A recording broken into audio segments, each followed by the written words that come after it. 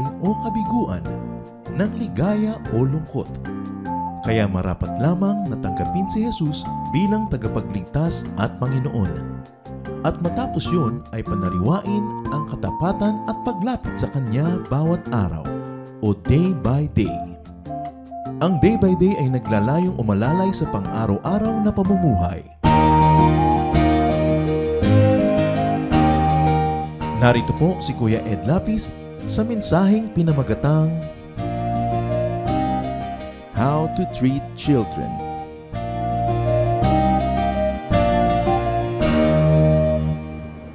The Lord has to be exalted, and one of the best ways to exalt the Lord is to love whom God loves. And God loves children.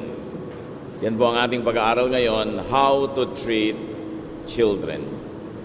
Dear God, we thank you that you call us your children, that each of us is a child of your majestic parenthood. Salamat, Panginoon, at nawa maunawa namin ito at maunawa rin namin kung paano tulad mo ay magmamahal din kami ng ibang children. Father, forgive us our sins, cleanse us from all our iniquities, make us whole, and teach us. Kayo po ang nais naming marinig, tinig nyo, gamitin nyo lang po ang inyong lingkod, magpalaya po kayo, magturo, magtuwid, magpalakas sa aming lahat, at nawa ang pangalan nyo madakila namin. We commit everything to you, Father, asking you to bless us in the name of your Son, Jesus. Amen. How to treat children. Matthew 19:13 to 15. Some people brought their children to Jesus so that he could place his hands on them and pray for them. His disciples told the people to stop bothering him. But Jesus said, "Let the children come to me, and don't try to stop them. People who are like these children belong to God's kingdom." After Jesus had placed his hands on the children, he left. Maraming nagdadala sana ng mga bata sa Panginoon para pagpalain niya, pero pinigil ng mga alagad at ayaw nilang palapitin, at sila ay pinagsabihan ni Jesus, "Hayaang lumapit sa akin ang mga bata sapagkat ang kaharian ng langit ay tulad sa mga gaya nila." At pagkatapos binasbasan niya ang mga bata, kinalong, nilapatan ng kamay bago siya umalis. Historical and archaeological finds strongly suggest that children in biblical times were nobodies. Hindi masyadong pinapahalagahan ng mga bata noong unang panahon. Hindi tulad ngayon na halos ang Panginoon ng mga tahanan ay mga bata na. Pero noon, halos binabaliwala. In fact, children got served as offerings, as sacrifices. Not only to pagan gods, but also unbelievably even to Yahweh. Matatandaan natin that Isaac was to have been offered by Abraham. Nakarecord yan sa Genesis 22:1-19. Mga bata, iniaalay sa apoy, sinusunog bilang offering sa religious activity. Children got sacrificed very, very easily. Tulad ni Jephthah, isang mandirigma, made a very careless vow and had to kill his young daughter just to technically fulfill it. Nasa Judges 11:29-40. Sabi niya, "Papanalunin niyo lang po ako sa digmaan na ito. Pag uwi ko, ang unang sumalubong sa akin, isa-sacrifice ko." Ang unang sumalubong, anak niyang dalagita. Itinuloy niya yung kanyang panata na hindi naman natin alam kung talagang tinanggap nga ba at gusto ng Diyos yung panata niya, pero pinatay niya yung kawawa niyang anak. Children also got eaten by cannibalistic parents. Horrific. 2 Kings 6:28. Sabi ng babae sa hari, "Another woman and I were so hungry that we agreed to eat our sons. She said, if we ate my son one day, we could eat hers the next day."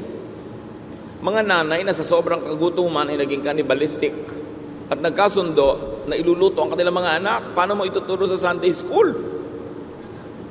Pero ginagawa nila yon. In the olden days, children got massacred for seemingly flimsy reasons. 2 Kings 2:23-24. Mga bata na nanukso na isang propeta, nilapa ng mga oso. Children were readily sold to slavery, tulad ni Joseph. Pambayad sa utang ng mga magulang, ang mga anak nagiging alipin. Marami pa. And in this cultural climate that had very unkind treatment of children, Jesus is like a fresh wind blowing from the desert. He applies His doctrine of love for children. Na sobrang natin ma-appreciate kung atin mo nang talagang titingnan yung background, yung cultural background. Ano ba ang mga bata nung araw? Matthew 19:13, balikan natin, some people brought their children to Jesus so He could place His hands on them and pray for them. At least some people thought that children needed and deserved Jesus' blessings. But people brought the children to Jesus for acceptance, for affirmation, and blessing. Magandang layunin na dapat gawin ng bawat isang magulang. At yan ang kahulugan na tayo nagde-dedicate ng mga bata. Inilalapit natin sa Panginoon for affirmation, for acceptance, and for blessing. Matthew 19:13, His disciples told the people to stop bothering Him. Of all people, the disciples were keeping Jesus' love inaccessible, unreachable to children. Sa halip na sila pa ang magdala ng mga bata sa Panginoon, sila pa ang sumasagabal. To them, such requests were bothersome. Abala lang. Even now, many disciples treat believers and other followers as unwanted baggage. Parang abala sa pagiging busy, abala sa ministry, forgetting that the people are really the focus of ministry. Matthew 19:14, but Jesus said, "Let the children come to me and don't try to stop them. People are like these children, who are like these children belong to God's kingdom." Jesus rebukes His overzealous disciples and teaches them not to hinder children from coming near Him. Interestingly, it's not only children, but also children.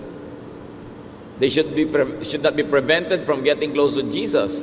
They are to be led and allowed to know the real, loving Jesus. Sabi ni Lord kasi, the kingdom of God belongs to those who are like these children. Hindi ibig sabihin lang to these children only, but to everybody else who have the qualities of these children.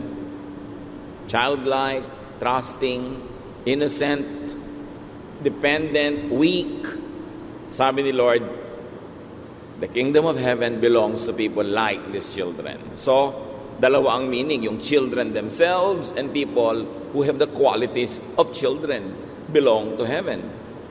At yun ang dapat na ipakilala natin sa mga bata, yung Jesus na mapagmahal, mapagtanggap, maibigin. Hindi yung panakot na Jesus.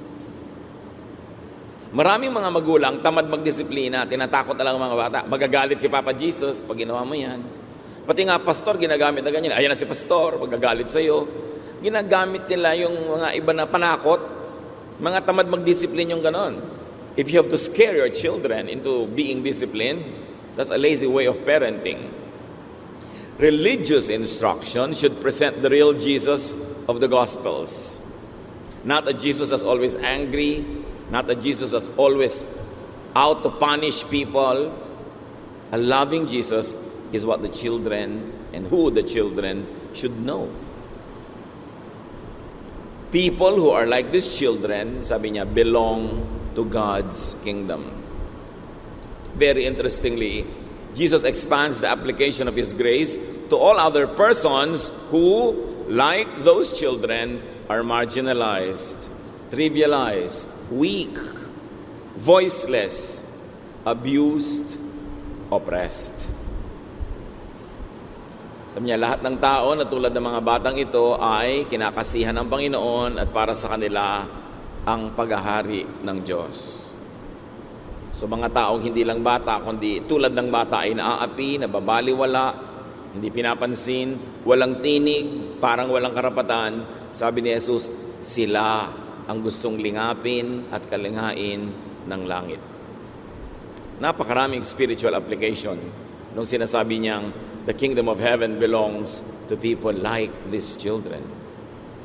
But very clearly, Jesus accepts children As He accepts the sinners, the sick, the weak, the poor, and the rejected. Sama-sama sila sa isang grupo ng mga tao na nababaliwala, nakakawawa, naaapi nung panahon niya at sa marami pang ibang panahon. Matthew 19:15, after Jesus had placed His hands on the children, He left. Kung ano man ang ginagawa niya, hindi na yun natapos, hindi na yung binalikan, pinagpala niya yung mga bata at umalis na siya. So maaaring yun talaga ang pakay niya noong mga sandaling iyon. But very, very interestingly again, Jesus breaks tradition, corrects His disciples, and welcomes and blesses children. In fact, in Mark 10:13-15, sinabi pa nga, nagalit siya sa mga disciples. Now, how do we treat children? Taking the cue from Jesus, the Lord of Lords, the King of Kings, in whose name every knee will bow, every tongue confess that He is Lord. Jesus, who pleases God the Father in heaven.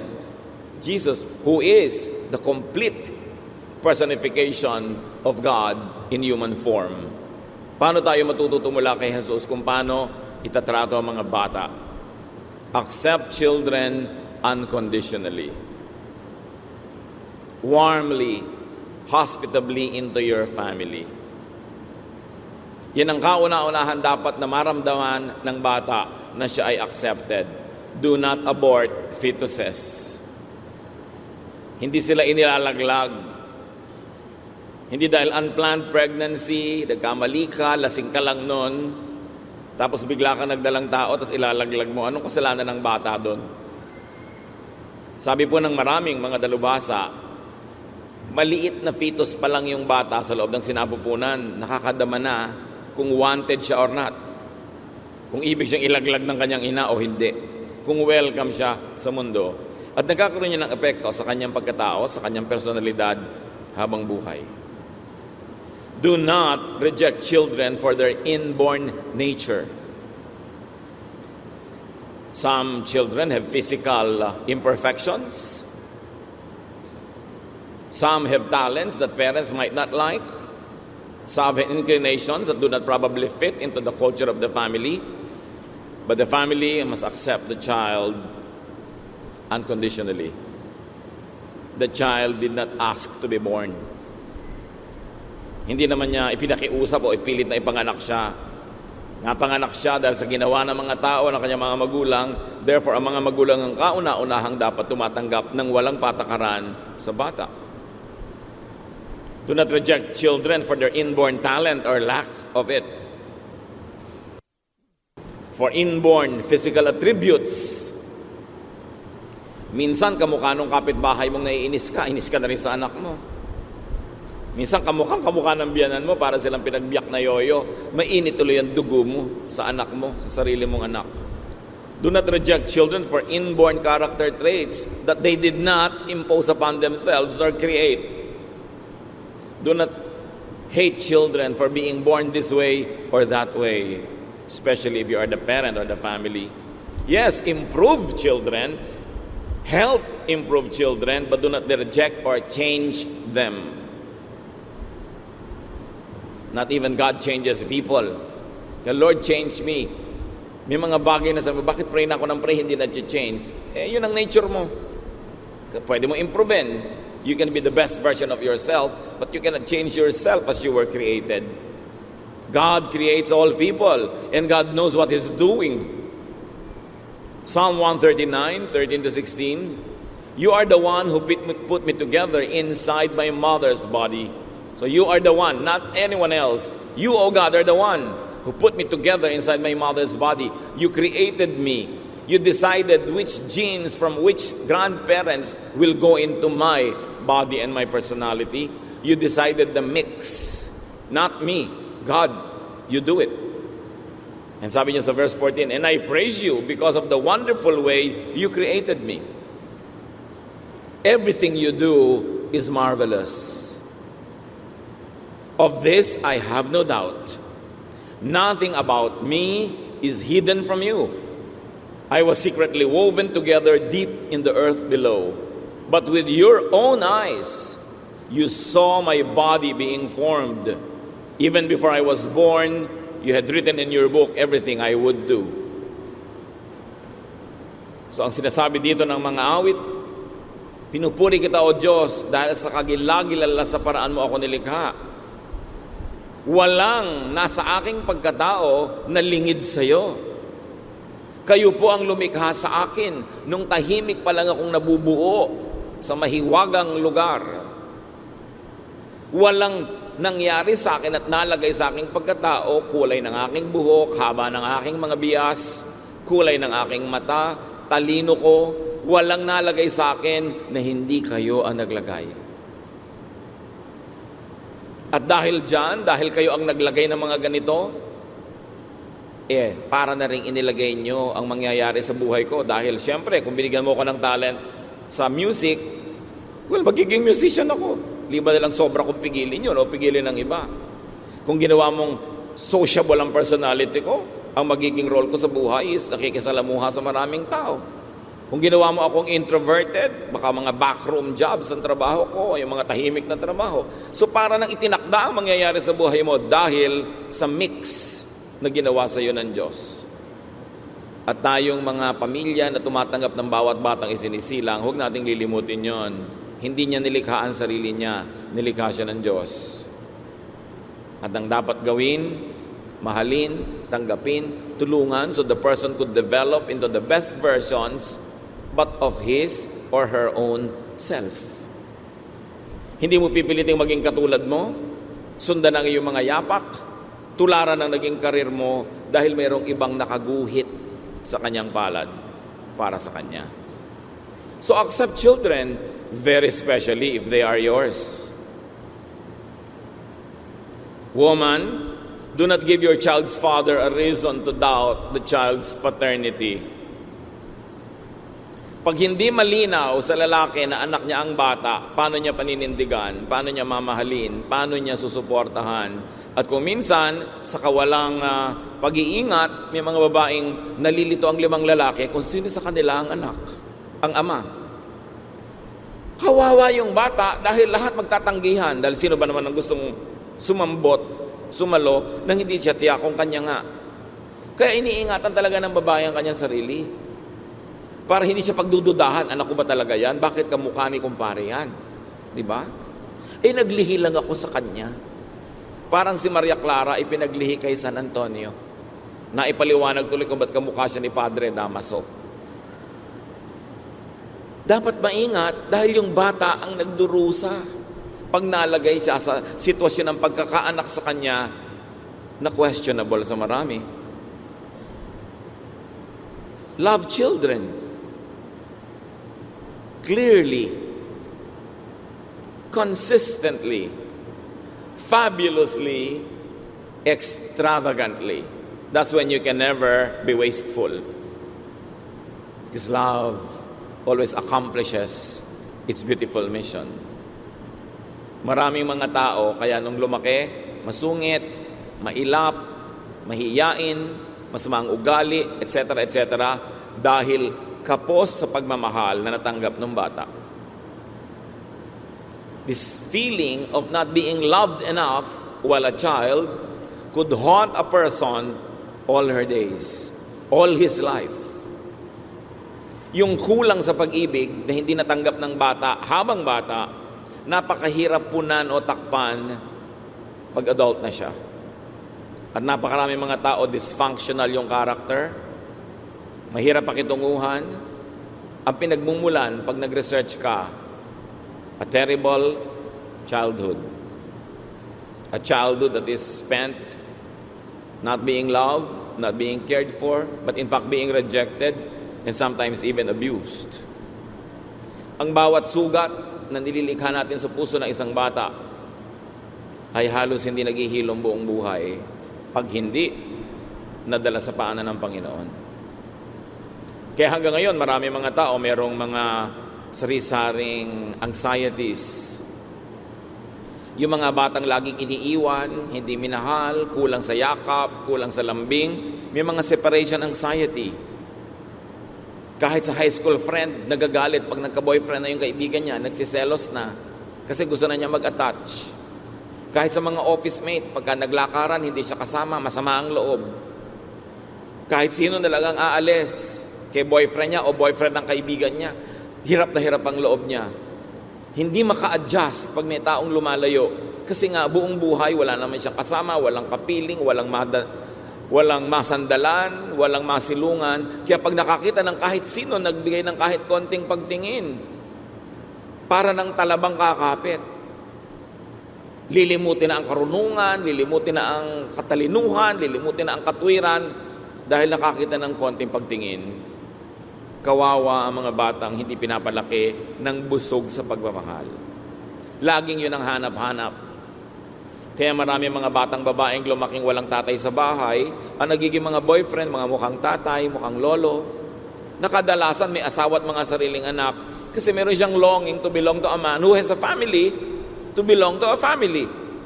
Nagkakariwariwara ang buhay ng babae. At ganoon din naman yung mga lalaking lumaking walang tatay sa bahay o walang nanay, may kulang na laging hinahanap. Napakadali tuloy dayain, napakadaling paibigin, at napakadaling masaktan. Gawa ng mga magulang na dapat sana'y nagmahal o pamilyang dapat ay umibig. How else do we treat children? Bring children up in the knowledge of the Lord. Dapat maunahan ang isip ng bata na ang laman ang Panginoon, ang karunungan ng Panginoon, ang katuruan ng Panginoon, para hindi maagaw ng iba't ibang mga nag-aagawang mga karunungan na tutokso sa kanya yung lugar na para sa Panginoon. Pag nauna na yan, nauna na. Mahirap na yung palitan o matabunan ng ibang mga katuruan. Kaya sinasamantala natin habang mga bata ay bata. Tinuturuan ang mga salita ng Diyos. At tuwing kaya, pinapag-aral sa mga matitinong Christian school na kahit wala ka, hindi kanya kapiling, alam mong ang naituturo sa kanya, mga bagay na mga Diyos. Napakahalagang investment sa kanyang sariling pagkatao yon. Teach children clear moral values. To know right from wrong. Para buong buhay dala nila. Proverbs 22:6, teach your children right from wrong, and when they are grown up, they will still do right. Yung mga ibang magulang, mag-aasawa na yung anak, o lalayo, magtatrabaho, ilang taon na, 24, 23, 22, 27. Huwag na kayong mag-alala kung naturuan nyo ng tama yan buong bata, hindi na niya yun ihiwalayan. Nasa kanya na yun, siya na yun. Maligaw man ng konti, madapa man ng konti, lumihis man ng landas ng konti, konti lang, hindi sobrang lalayo, at bumabalik din. Kasi siya na yun. How do you make up for times that you missed to teach them because they were not with you when they were children? Kaya malaki pong dagok sa buhay ng ating lipunan, yung napakaraming lumalayo, nag-abroad para magtrabaho just to survive. We understand that people have to find livelihood, that you want to be able to earn more, to provide for the material needs of your family better. But this separation of families should not be prolonged. It must have a definite and clear ending so that the family can be together again. That's why I am not for the policy of our government to export people and to export labor because of the social and moral cost. Our people pay a very high price for the $16 to $20 billion that overseas workers sent to this country, that our government people squander foolishly. Napakalaki. $20 billion, ilang drum na luha ng lahat ng nangungulilang ina, ama, asawa, anak, ang bumubuo ng billions of these dollars. Ang laki ng cost. Kaya lagi kong ipinapayo, lalo sa mga bago pa lang mag-aasawa, planuhin nyo na huwag maghiwalay. Planuhin nyo na maghanap ng mga hanap buhay, mga sideline, mga negosyong magkasama kayo so you can raise your children together. Kasi kahit umuunlad ka financially, napakalaking karukhaan na hindi malimliman ang inyong mga bata habang sila'y lumalaki. Lalo pag nagiging mga teenager na kailangan maunawa, naiiwan sa mga lolang pagod na. Paralyzed na yung lola, mag-aalaga pa ng anak. Siyempre, pagod na yun. hindi na masipag magdisiplin. O kaya OA magdisiplin ng mga old maid na mga tita. Walang balance. When is enough? What is enough? So that parents can prioritize parenting. Every month, every year lost cannot be retrieved again. Mahalaga. Hindi natin kino-condemn yung pag-ihiwalay dahil sa trabaho, pero yun naman sobrang habaan. Sometimes you go abroad for need, but please don't stay too long for greed. Dapat need lang. Tapos magbalik ka na, magsama-sama na uli. Kawawa ang mga bata. Kumisan tuloy to compensate, these children are spoiled. They are given all the material things that could be bought by money, and these children never learn contentment. So nakaka-breed tayo ng mga monsters kumisan. Siyempre, discipline ang kailangan sa bata, pero founded on, tempered by, and flavored by love. Hindi discipline lang without love. O hindi lang love without discipline na ginagawa mo. Pag 1 month ka lang a year na nandito, puro na lang love, wala nang discipline. Dahil baka lumayo pa loob sa'yo, isasandali ka lang nandyan. Kaya kulang sa balance. What are the best gifts to children? The gift of unconditional acceptance. The gift of a good example. The gift of feeling loved. And of course, the gift of being brought up in the knowledge of the Lord. Sabi naman ng iba, paano po yung discipline na sabi sa Bible, kailangan paluin ng bata? Proverbs 13:24, He that spareth his rod, hateth his son. But he that loveth him, chasteneth him betimes. Sabi ng King James Version. Sabi ng ibang version, spare the rod and spoil the child. What can we say about that? Kasi ngayon maraming mga conservative Christians, grabe pang mamalo ng bata. Kasi sabi daw sa Bible, minimize corporeal punishment. Sa pagbabago ng panahon at sa pagdaan ng maraming mga bagay, huwag masyadong maging literal sa pagsunod ng napakatatanda ng mga kaugalian. You know, physical punishment is so Old Testament.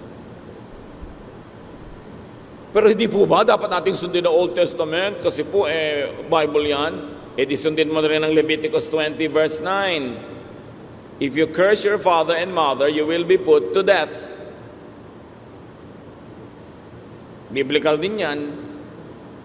Pero siguro naman, kahit anong ngayong pagiging pasaway ng bata, hindi mo pinapatay, no? Hindi ka tulad ng araw, babatuhin ang buong baryo para mamatay. So hindi ko mo nasa Bible, buong-buo mo nang lulunukin ngayon. Titingnan mo kung paano i-apply sa mga realities mo ngayon. Iba ang reality 3,000 years ago, 4,000 years ago, in tribal, rural Israel, kesa ngayon. That's why contextualization is important. You've got to study the context of the people who originally practiced the teaching in your context now. And you've got to bridge that with a lot of wise understanding, reflection. And if you're going to err, if you're going to make a mistake on the side of being loving and being kind. Sabi sa Proverbs 13:24 ng Contemporary English Version, if you love your children, you will correct them. If you don't love them, you won't correct them. At yan mga kapatid ko minsan, ang pinagkaiba-iba ng mga version. Sabi ng King James, kailangan paluin mo yan physically. Yun ang basa. Ngayon, ang Contemporary English Version doesn't even mention the word rod or pamalo. Sinabi, ituwid mo ang bata. Pag hindi mo sila itinutuwid, hindi mo sila mahal. So itutuwid pa rin, pero hindi na iginigiit ng version na palo. Kasi marami namang paraan para ipaintindi ang lesson sa isang bata. So nagkaroon ng updated rod. And obviously, the Contemporary English Version now reads the rod of the older versions as metaphor that can be applied many different ways. Kaya mahalaga, nagbabasa ka ng maraming versions. Read the old versions, read the new versions, and see why the translators are translating several ideas this way or that way. And then pray and think and study how to apply it in your life. Contextualize even the word discipline. Because sometimes excessive literal application could mislead and could be dangerous. In fact, the Bible is mostly metaphorical because it's poetry, it's wisdom literature, talinghaga, mga kwento na sinasabi sa pamamagitan ng talinghaga. Pag lagi kang naging literal, chances are you'll be cruel, you'll be unkind, and you might commit grave mistakes. So do not overly romanticize bygone periods. You've got to apply many things in the context of your reality. Parang si Lord, sobrang bawal na ng magtrabaho sa Sabbath, pero sa panahon niya, nagpapagaling siya kahit Sabbath, which is considered trabaho. So hindi yun literal obedience to ancient teachings, but still, He obeyed the spirit of the teaching that you should love during the Sabbath, that the Sabbath should benefit people. And if working benefits you, then by all means work. You see, the contextual application of such old verses must be done carefully and studiously so that at the end of the day, the verses benefit you and not oppress you. Because God is kind and God is loving. And Jesus wants you free. Teach children to be loving. Kawawa ang batang hindi marunong magpahayag ng pag-ibig at pagmamahal. Laging nagtitimpi, sinasarili, laging hindi nagpapahayag kasi hindi naturuan, hindi na-encourage na magpahayag. Napaparusahan pa pag expressive. So all their lives, they are pent up, they're locked in, they're in themselves. Kawawa naman. And of course, teach children to work hard and to be fruitful. Do not reward laziness. Kailangan tinuturuan sila to be responsible for their actions and to receive graciously the results of the things they do. And of course, teach children to relax and enjoy life.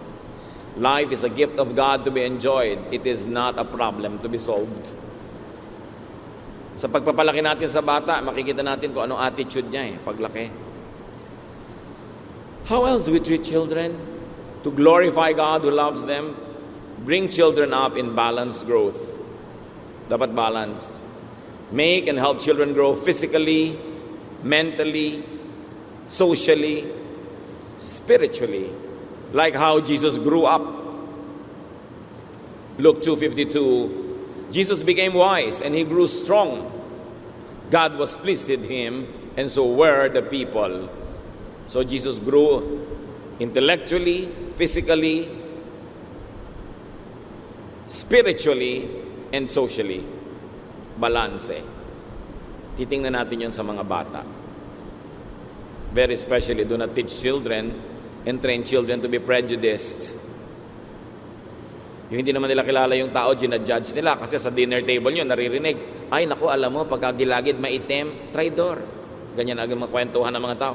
Kaya pag nakakita siya ng maitim na gilagid, judge na niya agad yung tao. Ay, alam mo, pagkakulot ang buhok, tamad, etc., etc. Pagka taga-norte, ganito. Pag taga-south, ganun. Nadidinig ng mga bata, they become prejudiced.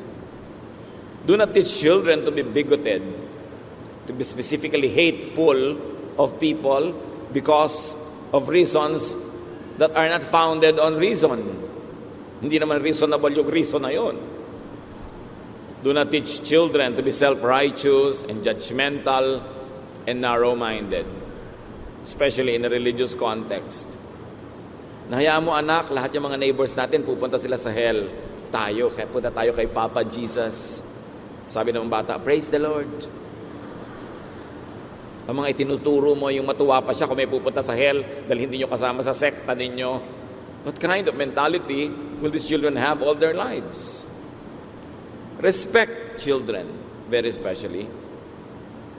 Sa ating kultura, sobrang pagtuturo na respect elders, we forget the flip side, which is respect children. Dapat yung ginagalang natin. Hinahayaan natin kumisa mag-isa kung gusto. Hindi mo laging tinatanong kung ayaw sumagot. Hayaan mong mamaya na lang pag nasambod na siya. Hindi laging ikaw ang masusunod na parang meron kang laroang susian, de baterya, na kailangan sumunod pagka gusto mo. And do not needlessly hurt their feelings. Ang mga bata, hindi natin nararamdaman, maramdamin yan. Nadidinig lang ang mga usapan. Meron pa, lalapit sa akin, dala-dala bata. Pastor, ito mga anak ko, napaka-hard-headed. Sabi ko, kailangan mo talaga sabihin ang didinig niya? Ba't di mo isigaw sa loob ng tenga niya, hard-headed. Mga takles ang ina. Ito pong anak ko, laging bagsak sa school. Talagang kailangan mo siyang embarrassin. Tumitigas tuloy yung puso, lalong tumitigas ang loob at nagdadabog-dabog. Kasi kung minsan hindi marunong mag-handle ang matatanda. And do not abuse children, verbally, physically, emotionally. Church, I'd like you to pay attention to what I'll say next. Ingatan niyo ang mga bata dahil pwede silang ma-abuse ng mga nakikitulog sa inyo mga bisita, lalo kamag-anak. According to studies, most who were abused sexually when they were kids were abused by relatives, trusted relatives. Of course, people you do not trust have no access to the children. So it is the people that you trust that should be on the list of your suspects. Of course, do not tell them naman na suspetsa kayo. Pero iingatan yung mga bata. Wala kayong kamuang-muang, nagpapatulog kayo doon sa kwarto niya ng mga kung sino-sino nagdadatingan sa bahay nyo, namomolest pala sila. They don't know their rights, they don't know if they'll be afraid, they don't know what to do. Walang kamuang-muang ng mga magulang, ingatan nyo ang mga bata sa mga teacher, mga overnight camping, mga overnight parties. At kung minsan, kahit sa mga religious leaders and counselors, na-abuse ang mga bata. Huwag kayong parang natutulog sa pansitan na nakatungangan, nanonood ng hangin. Be alert when adults are with your children. At tuturuan nyo sila, anak, pagka merong hihipo sa'yo dito, may hihipong ganun, may halik sa'yo, huwag kang papayag, kahit sino. Kahit ka mag-anak natin, sumbong mo agad, pagalitan mo agad, huwag kang papayag. Kasi pag lagi natin tuturo sa mga bata, puro po at ang opo, na-abuse. You've got to teach children to say no. You can always tell them, anak, you can say no, but just say it politely. You may disagree with what is being told you, but disagree politely and nicely. You don't always have to obey everything. Kasi sa pag-obey nila ng mga demented, mga calloused, and mga abusive adults, napapahamak sila. Kawawa ang mga batang hindi naturuang tumanggi, pumalag, o maghindi. Minsan buong buhay nila sila'y naapi. At naapi na, hindi pa malaman kung paano tatanggi kasi hindi naturuang tumanggi. It's part of good training because there is so many things in this world that we have to refuse. Train the children to refuse. Nicely, politely, but firmly. Especially, teach them the basis of what to refuse and what to accept. Right from wrong. And of course, do not exploit children. At kung matatanda na tayo ay tinutulungan ng ating mga anak, do not be abusive in dependence and expectation. Maraming mga anak na hindi na makapag-asawa, hindi na makagawa ng future, hindi na magawa ang gusto nila dahil dumagan na sa kanila yung buong pamilya. Do not exploit and abuse, especially when they're already earning money. 2 Corinthians 12:14, parents are supposed to take care of their children. Hindi laging sila pa yung pabigat. Sila yung hadlang para matupad yung mga pangarap ng kanilang mga anak. Progressively set children free. Mula nang naputol ang pusod ng bata, mula sa sinapupunan ng kanyang ina, nagsimula na yung kanyang journey na maging independent. Mga ina, kung gusto ng Diyos na lagi inyong kabuntot ang anak nyo, dapat hindi nalalagot ang pusod. Can you imagine kung 7 anak nyo? Nilalagot ng Diyos ang pusod bilang kauna-unahang act ng pagsilang dahil yun ang kalooban niya. Tapos na yung role mo na 9 months na diretsong sa'yo nakakabit si bata. Ngayon, magpapasuso ka naman, mag-aalaga ka naman for several years, and then titigil na yon, iba nang kakainin niya, solid food na. In other words, progressive freedom ang ibinibigay natin sa mga bata. Hindi natin kokontrolin forever.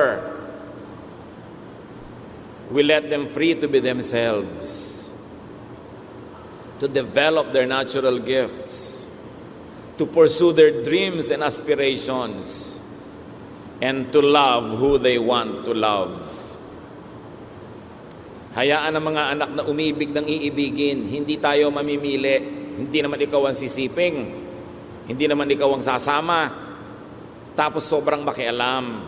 Siyempre magpayo. At mga anak makinig sa payo. Madalas ang mga magulang tama. Hindi naman lagi. 99% of the time lang. Diba? Na pag may kinukutuban sila doon sa gusto nyo, makinig kayo kasi merong antena ang matatanda. Alam nila kung disaster ang papasukin mo. Na ikaw naman hibang na hibang sa pag-ibig, di mo kita yon. Later na lang, sasabihin mo, tama pala ang nanay. Huli na, naanakan ka na ng 4, di ka pa napapakasalan. So tama pala ang nanay. Makikinig kayo. Pero mga magulang, nagpapayo lang tayo, huwag tayong magdikta. At the end of the day, you allow them to love who they love. Ganun ang pagiging magulang. At hindi mawawala, pinakamahalaga, pray for children.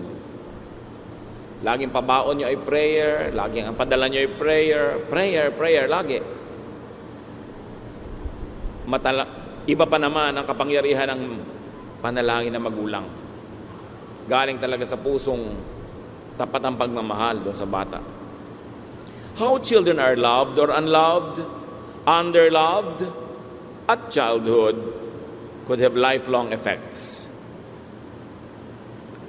Madalas ang ugali natin sa buong buhay nabuo nung mga bata pa tayo at binuo yun o sinira kung gaano tayo na mahal o hindi na mahal. So love children. Sa atin na lumampas sa childhood ng ating mga anak, lumampas sa pagiging bata, hindi pa huli ang lahat. Pwede pa nating ituwid kung meron tayong na-realize, naliko sa ating paraan ng pakikitungo sa ating mga anak. At mga kapatid, kung meron sa atin na biktima kayo, na nung bata kayo, you were maltreated, or you were abandoned, you were neglected, you were harmed, abused, forgive. Hindi nyo naman kailangang dalin buong buhay yung sugat ng nakaraan. Kayo din ang lugi. Kung laging sasamangin yung loob, kikimkimin nyo ang galit, di kayo magpapatawad, kahit saan kayo pumunta, anumang oras, dalan nyo yung asido na yon na sumusugat pa rin sa inyong puso. Magpatawad tayo sa mga nagkamali sa atin ng bata tayo, sa umabuso. Yun lang ang choice natin to recover. The other choice is to continue being angry and bitter and to continue to be damaged. Kahit ano pa ang pinagdaanan natin, the Lord can restore us. The love of Jesus can heal us. And the power of God can set us on the path that we should take. Patawarin nyo na yung mga umapi sa inyo noon. Yung mga laging galit sa inyo, kung may nag-abuse, patawarin nyo na. Kayo rin na mahihirapan kung dadalhin nyo pa yan one more day. One more week, one more month, one more year. Let go. Let it go. And with the Lord's comfort, try to forget. Move on. There's a whole new life waiting for people who are in the Lord. He gives us second chances, third, fourth chances. Heal in the name of Jesus. I like everyone to bow before the Lord right now because I like to pray. I like to pray especially for people. For people who were wounded in their childhood. Meron tayong mga kasama na nasugatan ang ating puso, ang ating damdamin, ang ating pagkatao nung bata pa tayo. At alam natin, dala-dala pa natin hanggang ngayon yung sugat na yon, yung galit. Kuminsan, apektado ang ating mga desisyon, pakikitungo. With heads bowed, I like to pray. And I like to pray for those people. I like you to stand up. Stand up in the name of the Lord. We're going to ask the Lord to heal your wounds. We're going to ask the Lord to touch you, to let you go on, move on, forget, and have a brand new start. If it is to begin today, let it be today. Yes, thank you for standing up. Sino pa magsasabi, Lord, meron ako mga sakit ng loob, hinanakit, galit mula pa nung bata ako. Meron mga nanakit sa akin, sumugat ng abuso, na ngayon nasa puso ko pa. But today, I like to let go. Gusto ko nang bitawan itong mabigat na daladala ko na to. Gusto ko nang magkaroon ng bagong panimula. Nothing is too late. Yes, the Lord is here with us, and the Lord will heal. So you stand up if this is your prayer. An honorable thing to do, to stand before the Lord who is our healer, our physician, our parent. Tumayo kayo at ipapanalangin ko kayo. At sa lahat ng mga tumayo na tatayo pa sa ilang saglit, pray privately and silently. Thank God for your life. Thank God for everyone who has helped you so far. Thank God for the beauty of life. At kung naging galit kayo, bitter, may anger, hatred, seek God's forgiveness. After that, we will pray together. Be with the Lord for a while in silence.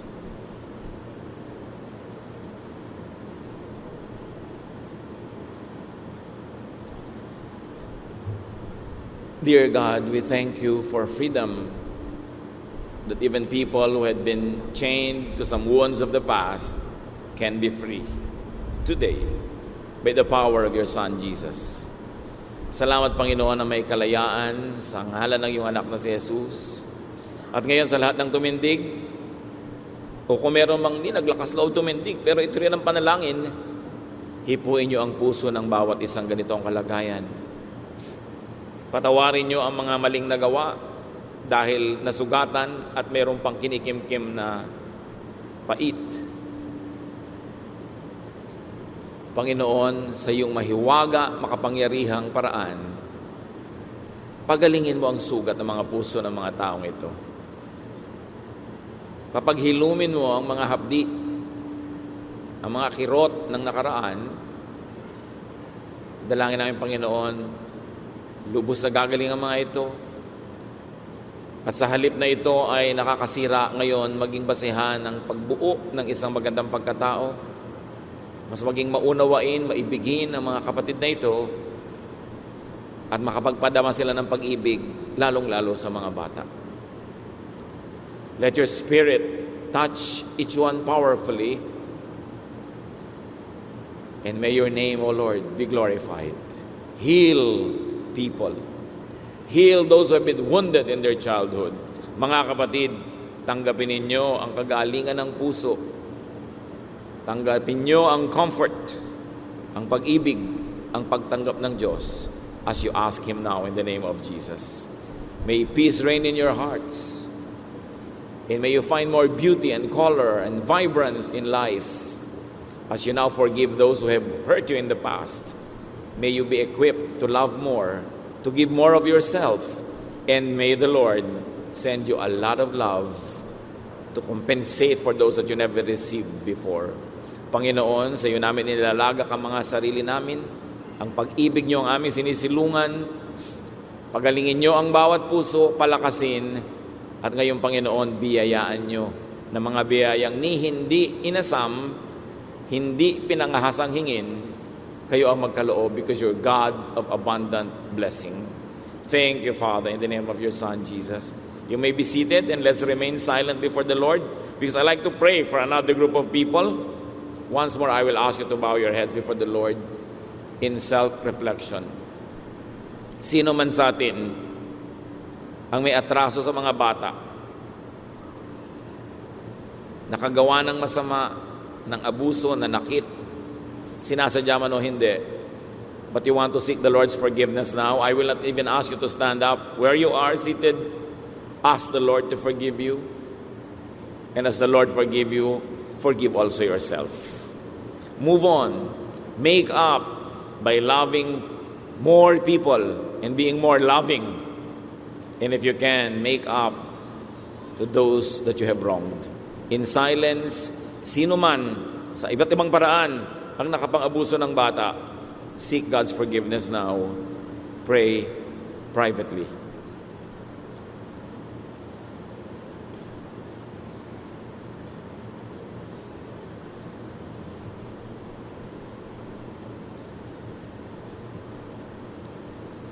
Kahit hindi isa-isahin sa iyo, Panginoon, alam ninyo ang ginawa naming lahat. May mga atraso kami, mga ginawang masama sa mga bata. Sa paghingi ng tawad ng bawat isang guilty, O God, we know that you forgive those who seek forgiveness. Forgive. And thank you for your forgiveness. Bigyan mo nawa ang bawat isa ng pagkakataon makamake up, makabawi doon sa kanilang mga nagawa ng mali, at kung di man magawa yon sa ibang tao. Teach us to love others, to give to them the love that we failed to give to some children in the past. At nawa, Panginoon, turuan mo kami kung paano mas magiging loving. Salamat, Lord, sa pagkakataong ito na pwedeng makipaglinawan sa inyo, that we could clear the air and seek forgiveness for sins that probably have laid buried and forgotten but continue to haunt our spiritual lives. Pawiin niyo po, Panginoon, ang mga sumpang sumama sa paggawa ng mali sa mga inosenteng bata. At kung may mga pagpapala kayong na-withheld, hindi na ipadala, hindi na ibigay dahil sa mga kasalanang ito, Lord, as your people seek forgiveness, or you open the floodgates of heaven and release unto such people the blessings that you've always wanted to give them. Salamat, Panginoon, dahil pwede kaming magbulay-bulay kung paano mamahalin ng mga bata. Nawa ang bawat batang ipinagtitiwala mo sa amin sa iba't ibang paraan, kung kami ay magulang, kami ay kamag-anak, kapatid, mga lola at lolo, o mga guro, mga iba't ibang papel namin sa buhay, teach us to be sensitive to children, mapabauna namin sila ng pag-ibig at pagiging makadiyos na magpapalakas sa kanila buong buhay. Continue in silent prayer and ask God to give you more personal applications sa ating pinag-aralan.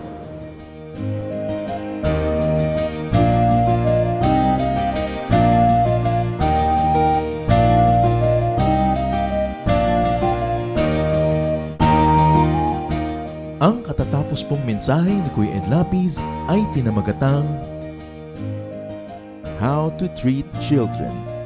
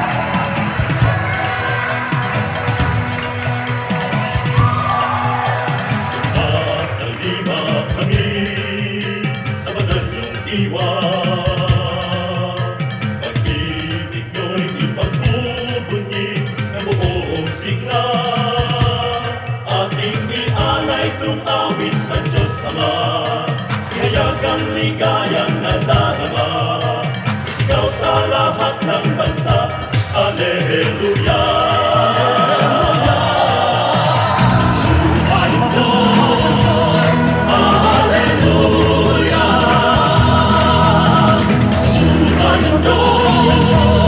Alleluia.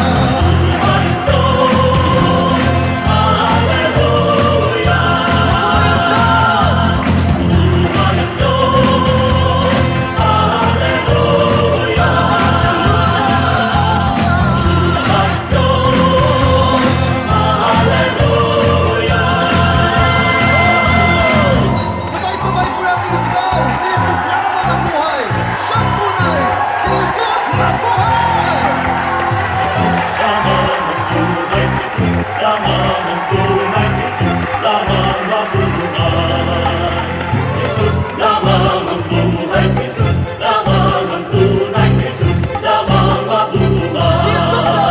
Jesus lamang ang buhay, Jesus lamang ang tunay, Jesus lamang mabuhay. Ang iyong liwanag ang magsisilbing tanglaw, Luzon, sa Visayas at Mindanao. Isa lamang ang aming sigaw, Hallelujah!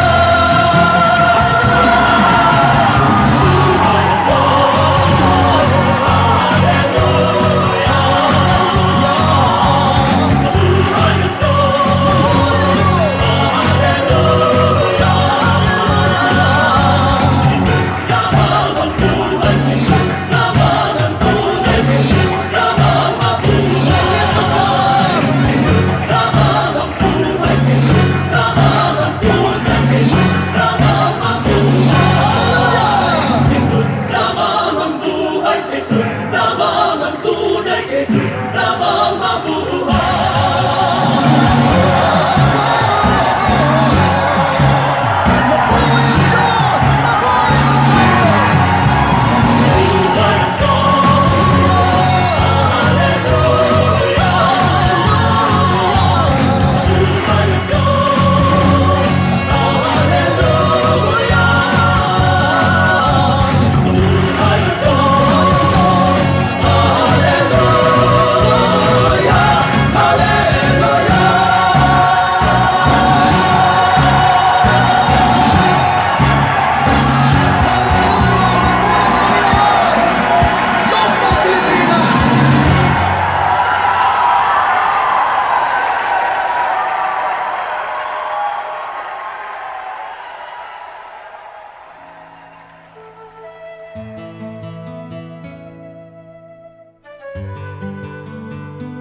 Bakit tayo tumatawad kapag may binibili?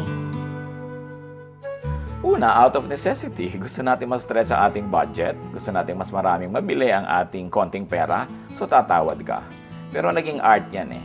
Dahil ang tindero din naman, dahil ayaw niya natatanggi kahit kaninong tatawad, talagang dinadagdagan na niya yung presyo sa simula pa lang para pag tumawad ka, mapagbibigyan ka niya at hindi mukhang ikaw ay nabigo. Kaya naman pag hindi ka tumawad, lugi ka dahil yung original price built-in na talaga doon, yung para tawarin mo at mabawas. Napakagandang pakikipagkapwa yan dahil yung mga tindero man, ayaw nilang biguin ka, pero ayaw din naman nilang malugi. So magdadagdag na sila sa simula, masaya ka dahil nakatawad ka.